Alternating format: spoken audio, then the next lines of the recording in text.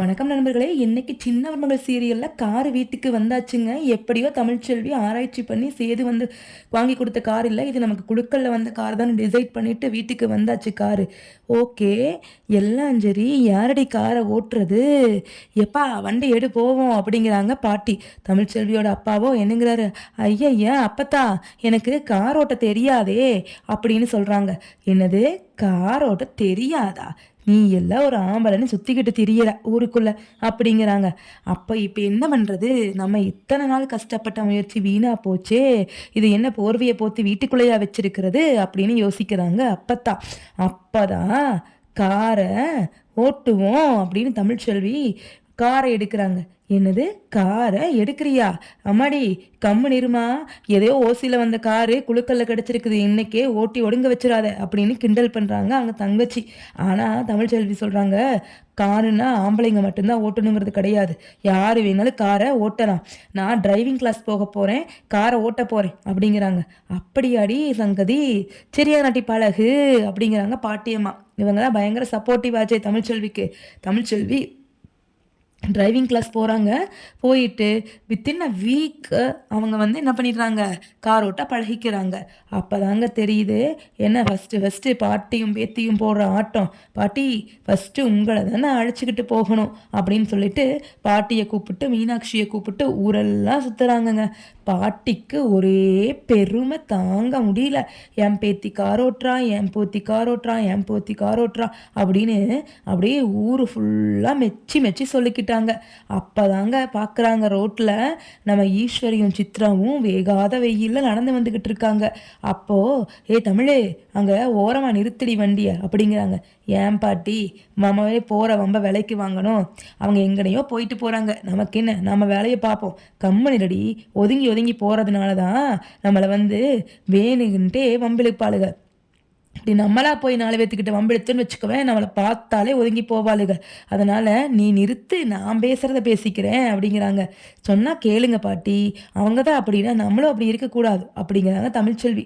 ஆனால் பாட்டி சொல்கிறாங்க, நான் பாட்டி சொன்னால் கேப்பியா கேட்க மாட்டியா, இந்த அப்பத்தா சொன்னால் கேப்பியா கேட்க மாட்டியா அப்படிங்கிறாங்க. அப்போ சொல்கிறாங்க, சரி என்னமா பண்ணுங்க அப்படின்னு சொல்லிட்டு ஓரமாக நிறுத்துகிறாங்க வண்டியை. ஈஸ்வரிக்கு ஒரே ஷாக்கு.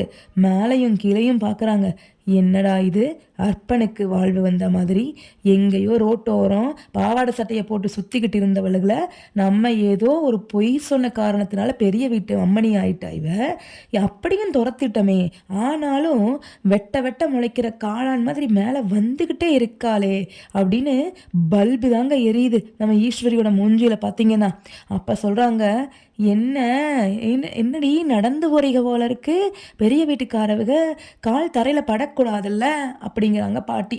அப்போ சொல்கிறாங்க, எல்லாம் என் நேரம், பேசுங்க பேசுங்க அப்படிங்கிறாங்க பாட்டி. ஆமாம் எங்கே போயிட்டு வரீங்க அப்படிங்கிறாங்க. நாங்கள் எங்கேயோ போயிட்டு வரோம் பாட்டி. அப்பத்தா உங்களுக்கு என்ன அப்படின்னு சொல்கிறாங்க சித்ரா.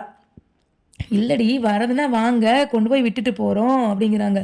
இல்லை இல்லை எங்களுக்கு இங்கே கொஞ்சம் வேலை இருக்குது, நாங்கள் பார்த்துட்டே வந்துக்கிறோம் அத்தை, நீங்கள் கிளம்புங்க அப்படிங்கிறாங்க. அப்போ சரிண்டி என்னமோ பண்ணுங்க, அப்புறம் உங்கள் விரியும் அப்படின்ட்டு பாட்டியும் கிளம்பிடுறாங்க. அப்புறம் தாங்க தெரியுது, ஈஸ்வரி இனி இவ காரில் போகிறாளா, விடவே கூடாது, இதை மட்டும் கண்டினியூ பண்ண விட்டோம் நம்ம தலைக்கு மேலே ஏறி உட்காந்துருவா இவ.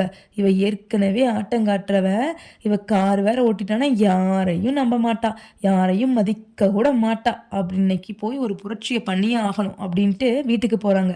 எப்பவும் போல மாமா மாமா இங்கே வாங்களே அப்படின்னு சொல்லிட்டு வராங்க. என்னம்மா என்னாச்சு ஈஸ்வரி, ஒரே வரும்போதே ஒரு இதோடையே வரையே அப்படின்னு கேட்குறாரு ராஜாங்கம்.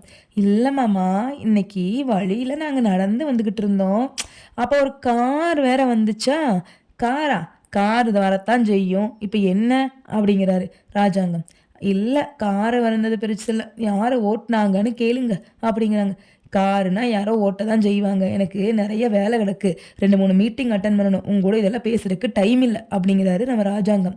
அப்போ சொல்கிறாங்க தான், யாரும் இல்லை சித்தப்பா, இது நம்ம தமிழ்ச்செல்வி தான். தமிழ்ச்செல்வி காரில் வந்து ஏதோ பேசாதெல்லாம் பேசிட்டு போகிறா, ஏதோ நீங்கள் பெரிய வீட்டுக்காரங்களாம் யாரையும் மதிக்க மாட்டேங்களாம், உங்கள் வீட்டுக்கு முன்னாலேயே கார் ஓட்டிட்டு தான் போவாளாம் அப்படின்னுலாம் சொல்கிறான். அப்படின்னு சொல்லதும் அவர் இது கார் ஓட்டுறாங்களா? பொம்பளைங்க அடுப்படிய விட்டு வெளியவே வரக்கூடாதுங்கிறத நம்ம பெரிய வீட்டு ரூல்ஸு.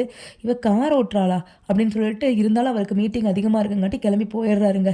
இத கேட்டு நம்ம சேதுவும் மனசுக்குள்ள ஒரே சந்தோஷங்க. என்னடா இது! நம்ம வேல சக்சஸ் ஆயிருச்சே!